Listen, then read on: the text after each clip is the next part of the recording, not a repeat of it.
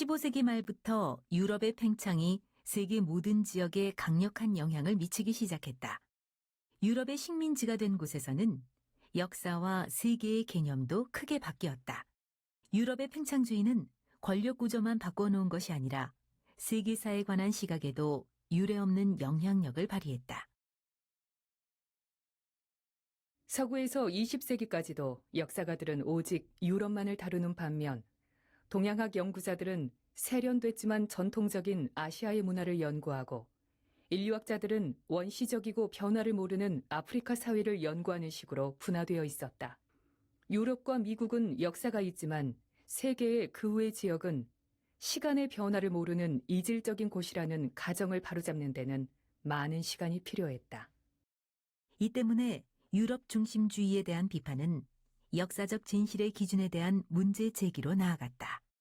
동양에 대한 서양의 인식을 보여주는 다음의 풍자 만화를 보자.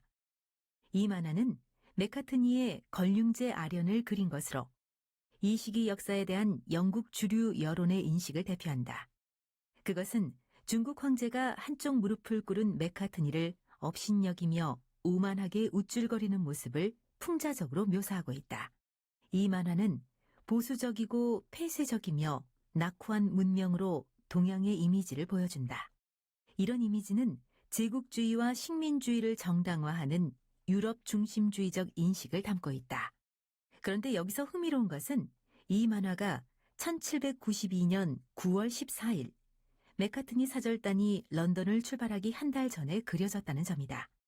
화가는 그의 상상에 의거해 꼬박 1년 뒤에 회견 장면을 예고한 것이다. 이 일에 대한 해석은 사건이 발생하기 전에 이미 종결되었다. 역사의 인식은 근본적으로 역사의 존재를 필요로 하지 않았다. 화가는 물론 예언자가 아니다. 작품의 사상적 근원은 18세기 이래 유럽이 아시아를 보는 태도였다. 이처럼 해석이 역사를 이끌어냈으며 모든 해석은 우매한 동양을 전제한 것이었다. 자신과 다른 자에 대한 우월적 인식이 역사의 진행 방향을 좌우한 것이다. 동아시아는 몇 시인가? 이 말은 알렉산더 우드사이드가 잃어버린 근대성들에서 제기한 핵심 질문이다. 유럽 중심주의에 입각한 역사인식과 시간관으로는 동아시아의 역사적 경험이나 시간을 제대로 파악할 수 없음을 강조한 표현이다. 역사 해석에서 서구 대 비서구의 문제는 근대의 개념 안에서 공간과 시간을 융합하는 문제이다. 근대는 변화하는 일시적 시간의 범주이기도 하지만 국민국가, 도시화, 참여정치, 산업화, 교육, 인권과 같이 긍정적으로 여겨지는 특징들을 포함하는 규범적 범주이기도 하다. 근대를 합리화의 과정이라고 본다면 그 합리화 과정은 흔히 생각하는 바와는 달리 아주 다양한 것이었다. 그것은 여러 갈래로 진행되었으며 서로 별개의 것들로 나타나기도 하고 자본주의 또는 산업화의 성장과 같은 근대화의 필수적이라 여겨지는 획기적 사건과 무관하게 발생하기도 했다. 단수형의 유럽 중심적 근대성 개념은 한때는 서구 식민주의를 정당화하는 수단으로 나중에는 유럽의 발전 경로를 기준으로 특정 사회의 진보 정도를 판단하는 범주로 이른바 근대화 이론의 근거로 사용되었다. 이러한 모순에서 벗어나는 방법은 단수형의 근대성이 아닌 복수형의 근대성들을 연구하는 것이다. 여러 사회들은 다양하고 상이한 방식으로 자유의 확대, 교육, 부를 열망하고 성취해왔다. 역사가의 과제는 그 사회들이 자신의 방식으로 근대화되어가는 다수의 방식을 서술하는 것이다.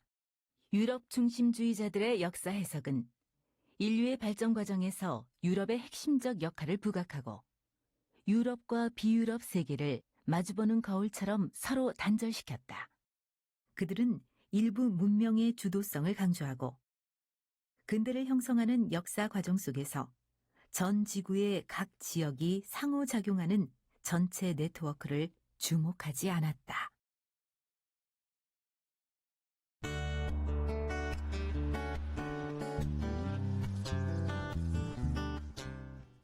유럽 중심주의와 동아시아의 쇄국에 대한 논의는 역사학의 전통적 연구 방식에 여러 질문을 제기하게 만든다.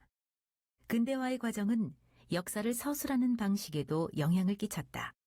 객관성과 엄밀함을 확보하려는 시도는 역사학을 전문적으로 훈련된 역사가에 의해 실행되는 과학적 학문으로 변모시켰다. 1825년 베를린 대학에 초빙된 역사학자 레오폴드 폰 랑케는 역사를 체계적으로 연구하기 위한 기틀을 마련했다.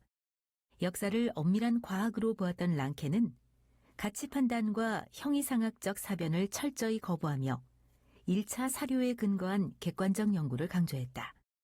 역사가는 과거를 판단하는 것을 피하고 실제 그것이 어떻게 일어나는지를 보여주는 것에 만족해야 한다는 것이 랑케의 생각이었다. 그러나 랑케 이후의 역사학자들이 근대 민족국가의 대두를 유럽의 우월성을 보여주는 징후로 분석했다는 사실은 객관적 자료에서 해석의 여지를 제거하기 어렵다는 점을 반증한다. 근대 역사학은 유럽이 다른 지역보다 우월하다는 믿음과 함께 성장했다. 역사학자들의 신념은 역사를 서술하는 방식에 영향을 끼쳤고 유럽의 발전은 역사의 이행에서 본받아야 할 모델이 되었다. 세계사의 전개를 바라볼 때 서로 다른 역사적 과정을 거친 사회에 단일한 설명의 틀을 적용하기 어렵다는 점을 간과해서는 안 된다. 실제로 일어났던 사건을 설명하려 시도하기 때문에 역사학의 연구는 시간의 흐름을 배경으로 둔다. 그러나 자연의 시간과 달리 서로 다른 사회와 문화의 시간은 하나의 직선으로 흐르지 않는다. 동일하게 흐르는 단선적인 시간으로 세계의 역사를 바라볼 경우 문명 교류의 현상은 앞선 쪽이 뒤처진 쪽에 영향을 끼치는 위계의 전개 과정으로 오독되기 쉽다.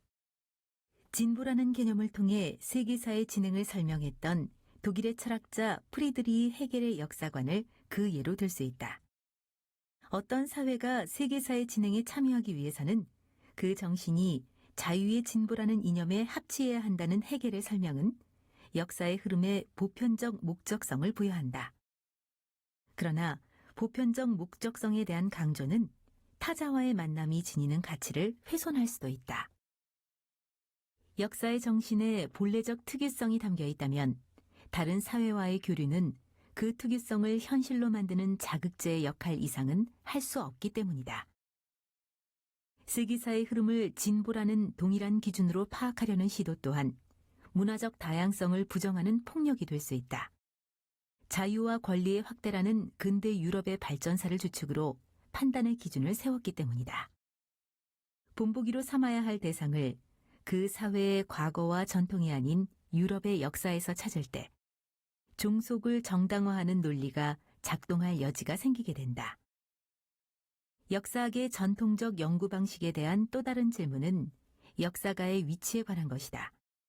특정한 민족의 역사는 자연환경, 지정학적 위치, 그로부터 유래한 언어와 문화의 영향을 받는다. 역사의 현장에 있는 사람만큼이나 기록하는 사람도 그 영향에서 벗어날 수는 없다. 어떤 사건을 설명하기 위해서는 그것을 정의하여 사유의 대상이 될 수 있도록 만들어야 하는데 이때 역사가가 속한 사회의 언어와 문화가 영향을 끼치게 되기 때문이다. 역사의 사실들은 순수한 형태로 존재하지 않으며 그렇게 존재할 수도 없으므로 우리에게 결코 순수한 것으로 다가서지 않는다. 사실들은 기록자의 마음을 통과하면서 항상 굴절된다. 그러므로 우리가 어떤 역사책을 집어들 때 우리의 최초의 관심사는 그 책에 포함된 사실들이 아니라 그 책을 쓴 역사가에 관한 것이 되어야 한다. 역사적 사실에 대한 E.H. 카의 설명은 과거를 개념화하는 과정에서 특정한 부분이 가려지거나 지워진다는 점을 상기시킨다. 먼 옛날을 파악 가능한 것으로 만들기 위해서 역사가는 선택의 과정을 거치게 되는데 이러한 과정을 카는 현재와 과거 사이의 끊임없는 대화라는 표현으로 정리했다.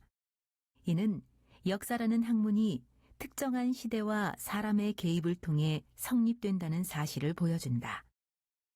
역사가는 과거를 설명하기 위해서 알맞은 언어를 선택하고 구조적 형상을 부여한 후 적합한 전달의 방식을 결정한다. 이때 역사가의 마음속에 있는 인식의 틀이 과거를 바라보고 역사적 사실을 구성하는 과정에 영향을 끼치게 된다. 역사가의 기록이 단편적 사실의 서술을 넘어서 의미가 담긴 설명이 되기 위해서는 서사적 구조가 필요하고 언어적 작용이 개입할 수밖에 없다. 헤이든 화이트는 이를 메타 역사라고 불렀는데 역사 너머의 역사라는 의미를 가진다. 사건이 발생한 순서를 정리한 연표나 사실을 나열한 사료가 과거의 파편이 담긴 원재료라면 이 원재료를 의미 있는 것으로 가공해야 역사적 사실을 만들어낼 수 있다. 이 행위에 메타 역사가 개입하게 된다. 역사가는 역사적 사실을 발견하는 만큼 발명한다. 이 말은 역사가에 의해 구성된 개념과 인식의 틀을 통해 걸러진 역사관으로서의 역사를 의미한다. 역사가의 작업이 제공하는 것은 과거 그 자체가 아니라 언어를 통해 매개된 하나의 설명인 셈이다. 특정한 사회나 민족의 역사를 단선적 시간 위에 위치하는 독립적이고 자율적인 실제로 파악하는 전통적 맥락의 역사 서술은 끊임없는 교류의 네트워크 상에서 다양한 방식으로 전개되는 역사를 파악하려는 새로운 관점의 도전을 받아왔다. 나아가 지구온난화와 기후변화로 인한 최근의 위기 상황은 인간 이외의 요소가 개입하는 지구사적 관점의 역사 서술 또한 요청한다. 지역적 대응의 필요성, 급변하는 국제정세, 새로운 매체의 출현에 따라 더 넓은 맥락의 무대와 시간관을 바탕으로 역사를 서술할 필요가 대두하고 있다. 국가라는 틀을 넘어 여러 지역과 사회 간의 비교, 연결, 네트워크, 시스템에 초점을 맞추는 작업이 필요한 시점인 것이다. 미래의 역사학은 단일한 정체성이나 동일한 설명의 틀을 거부하면서도 인류라는 하나의 역사 단위를 상정할 수 있을 것인가?